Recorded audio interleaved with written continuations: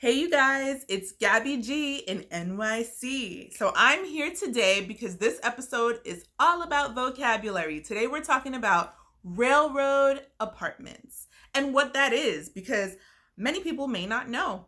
I have been involved with this whole railroad layout thing on several occasions. When I'm working with renters, sometimes I'll find a listing and the listing agent will say, this is a railroad apartment. They feel like they need to let you know because some people don't like railroad apartments. So let me tell you what it is.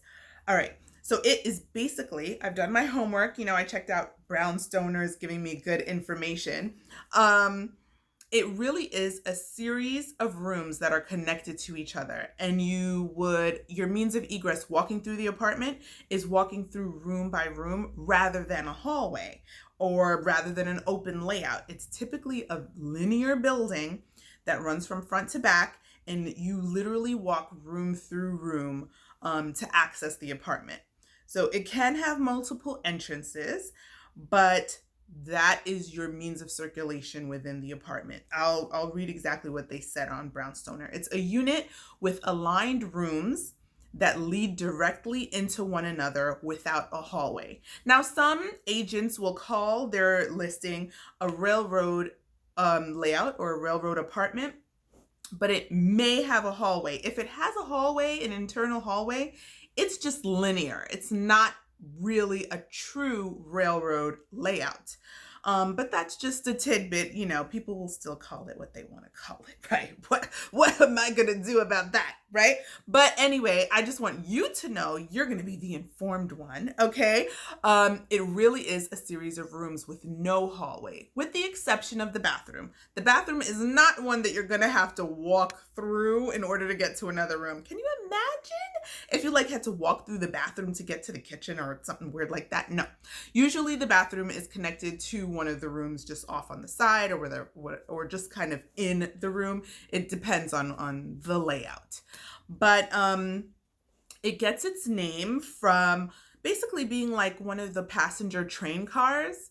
Like when you're in the subway, for those of us in New York, you kind of go from train car to train car walking through each one. So it's the same kind of idea. You walk through each room one by one. So aside from that, now, this is typically found in multifamily units. And it's a linear, pretty much a narrow housing.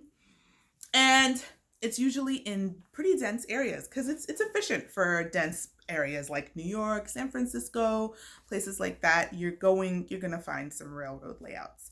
Okay, so I wanted to say, when it comes to a one bed, it may not be an issue because just think about it, if you walk into a living room and then to your right, there's the bedroom, to your left, there's the dining room, kitchen, and there's a bathroom connected somewhere, that's not a problem. Usually it's not going to be an issue for you when it comes to that. But if it's a 2-bed or 3-bed, then you could see where some people may not like that style, and that's okay. Some people love lofts, open, airy spaces. Some people like their rooms really sectioned off for privacy. Some people like the railroad layout. So it really all depends on what you like. What's your style? This is just one of the many styles that there are for different apartment layouts. So in terms of styling a railroad apartment, you're going to want to maximize your space by being a minimalist. You're not going to want to clutter it all up. And each space that you walk through should be one of its own, so you're going to want to keep that in mind. There's not a whole lot of storage in railroad layouts. And so you really, you don't want to be a clutter. Definitely not a clutter, right? And then if you have multiple rooms, like more than one bedroom, you may want to configure that layout where the bedrooms are at the far ends of the apartment and the communal spaces are in the middle. You have the living room, your kitchen, dining room, where people enter, and then towards the ends where they have to walk through room to room, you may want to have your bedrooms towards the back. That's just an ideal configuration of where you want to put those rooms. And of course, the larger rooms would be the living room and things like that. It's commonly found in multifamilies, as said before. And when it comes to light getting into the spaces, of course, there's lighting in the front of the building and in the back. But then those rooms in the middle, sometimes people are concerned that it'll be really dark. So what actually happens is when there's a building right up next to the one that we're in, they will build light wells, which are basically kind of cuts in the layout where light can come down from above and get into your window, so it's not so dark. Okay, so what I'm going to do is give you a little example, quick example of what this layout looks like. Here we go. Okay, wait, is that upside down? Oh my goodness. It is. Okay, so let me just run you through this. So there, as mentioned before, there are multiple entrances. So we've got 2 entrances here. This one goes directly into this master bed, which then leads you directly into their dressing room. Now, of course, you could always make this another bedroom, right, in this layout.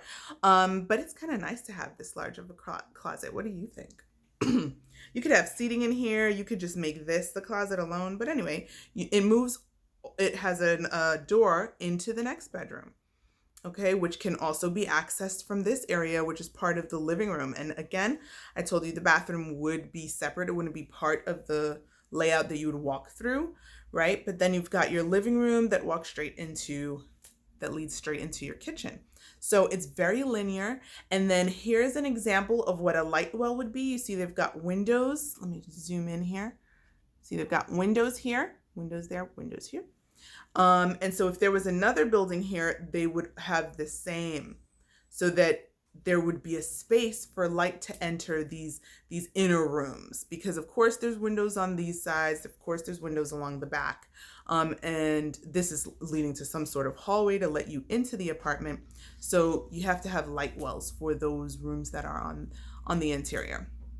Okay, so that is basically a layout of a typical or a good example of a railroad layout styled apartment. So I hope that this video helped you understand railroad apartments a little bit better.